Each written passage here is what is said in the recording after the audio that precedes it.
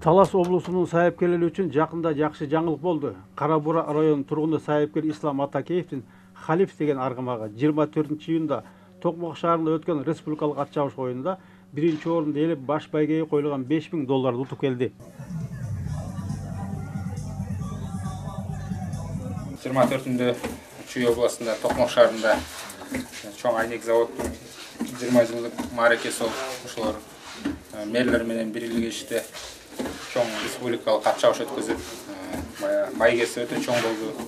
Биринчи орунга $5000 салынды. Өзүңүз көрүп кандай. Кыргызстанда көптөн бери мындай байге биринчи орунга сайылбагандыктан республикада даяр мыкты күлүктөр келди буюрса. Кудайдын буйругу экен, ошол жака сайыпкерлерибиз менен чабандайбыз менен акылдашып, быйылкы жылдын биринчи жолу чабылып атат бул атыбыз. Шыр эле чоң чабышка барабыз деп ары ойлонуп, бери ойлонуп барып, Кудайдын буйругу экен, атыбыз ийгилик жаратып 31 километрге чабыш болуп, 29 атта катталган.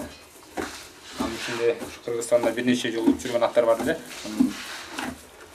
Утат деген ишенип алганбыз, бирок ниетибизде ар бир сайыпкер ар бир аттын ээси ушу утабыз деп суутат экен. Бар Кудайдын буйругу менен ушу биринчи орунду ээлеп багындырып келдик, Кудай буйрса.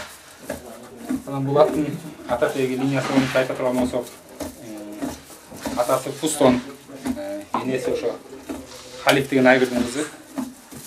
Анан ошо өзүнүн атын Халиф деп койгонбуз. Атадан балага укумдан тукумга уланып келе жаткан сайыпкер жүргөндөр менен Алектеңин Кара Бура районунун Кызыл Адырайылын тургуну өрөөнгө таанымал сайыпкер Ислам Атакеевдин аттап тоого кызыгуусу жаш кезинде эле башталган. 10 жыл болуптур ошо ат менен алектенип, байге чабып, улакка аралашып, улактын аттарын чаптырып, бүгүнкү күндө ошо алектенип келебиз, Кудай буйрса.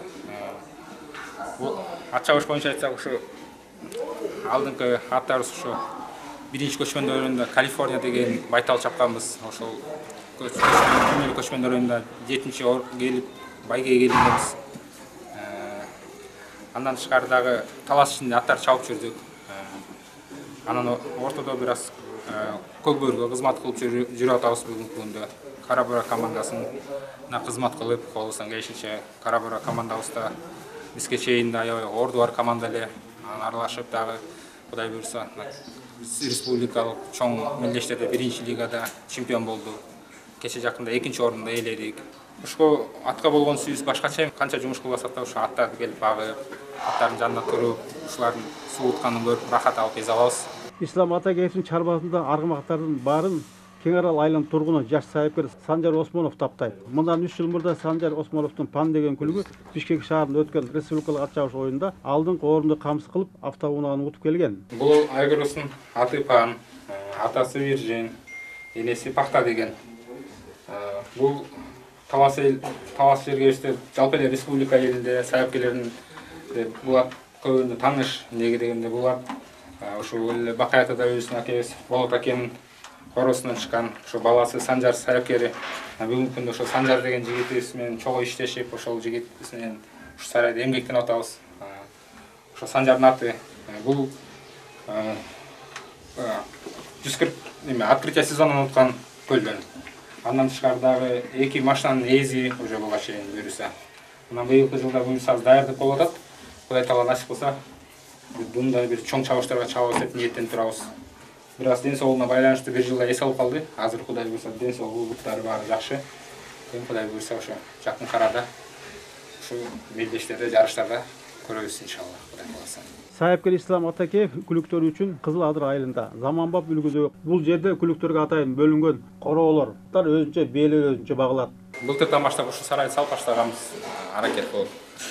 Буюрса бүгүнкү күндө Кудай буюрса ишибиз аякта турат, бир аз калды.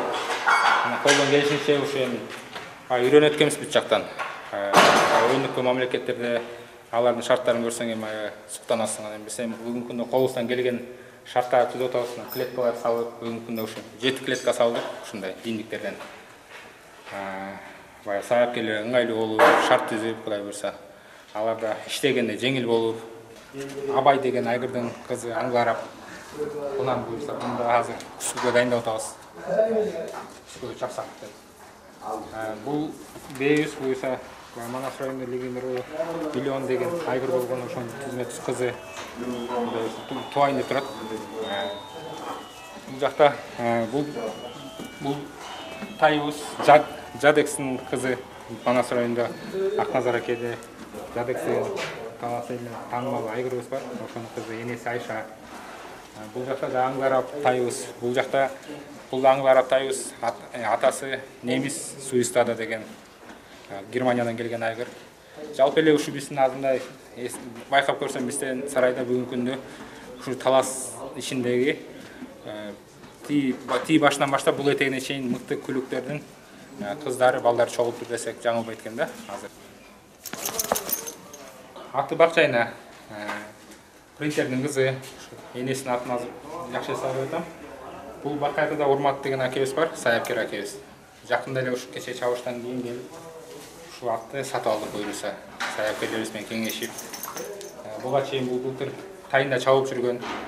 Тайында аябай жакшы чуркады. Таласта өзүңүздөр билгендей чоң чабыш болгон. Былтыр Куту деген акебиз чоң той берип элден мата алганда ошондо бир аз башы эле мурду эле калып калды. Чоң машина сайлаган ошондо экинчи болгон. Анан буюрса быйыл кунан быйыл жазында 1-2 жол чабылды. Күлүктөргө, чабандестерге ылайыкталган ээр токум жана атайын ат жабыктары болуусу шарт. Атка тиешелүү аттын жабдыктары, ээлери, жүгөндөрү, үзөңгүлөрү ирети менен турат, Кудай буйрса. Чабандестерге да, саяпкерлерге да ыңгайлуу. Bir жерде турса, өздөрүнүн иштегенде жеңил, аккуратно таза болуп турса жакшы да өздөрүнө. Саяпкер Кемел Козугуловдун ат чаап саяпкерчилик өнөрдү аркалап келе жаткандыгына 3-4 жылдын жүзү болду. Кемелдин күлүктөрү облустагы ат чабыштарда алдын колунда камсыз кылууда. Таластык саяпкерлер бири-бири менен жолугушуп, тажрыйба алмашып турушат. Кудай буйрса жакшы ийгиликтерге жетишип атат исламда. Жакында чоң байгын утуп келди. Жакшы аттарды алып атат. Ошо ат ислам менен кичинекейибизден бери таанышпыз, анан ат кайрылашып жүргөнүбүзгө 4-5 жыл болду. Кудай буйрса жакшы аттарыбыз чуркуп атат.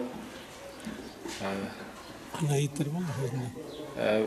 Өзүбүздө быйыл кунан менен 2 жол байк уттук. Былтыр да утканбыз. Дагы алдыда Кудай буйрса дагы дайрыкта болуп атат. Жакшы ийгиликтерге жетебиз деген үмүттөбүз. Июль айынын аягында Кыргыз Республикасы Жогорку Кеңешинин депутаты Дастан Жумабеков Курман майрамынын урматында 500 000 сом каражат бөлүп, республика боюнча ат чабыш оюнун өткөрүүсү күтүлүүдө. Аламан чабыш болот. Дистанциясы ушу 25 км болот, Кудай буйрса ошондой чечилди. Анан кунан аламандарды азыр так дагы чечелекпиз. Буюрса жакын күндөрдө уже чечип дагы маалымат беребиз элдерге. 20-июлда баарыңыздарды келип, ушу биздин таласта Алпамов атындагы ипподромдо чоң чабышта көрүп, буюрса көрөрманда кылып кетиңиздер. Кудай буйрса биздин жумуш ошо федерация жакшы деңгээлде өткөзүп, калыстарды туура коюп, жакшы бир деңгээлде уюштурсак деп аракет кылып атабыз. Ат жабууларын дайындап атабыз. Жакшы белектерин, кубактарын ушу федерация тараптан даярдык көрүп атабыз. Кандай заман болбосун, кандай жашоодо кыйынчылыктар болбосун, ушуга окшогон өзүнүн Кыргызга тийиштүү, өзүнүн жаныбызга жакын ата бабаларыбыз чабып келген, ойноп келген оюндарын толугусунан келишинче жетектеп, өнүктүргөнгө салымыш кошушубуз керек деген ойдомун да.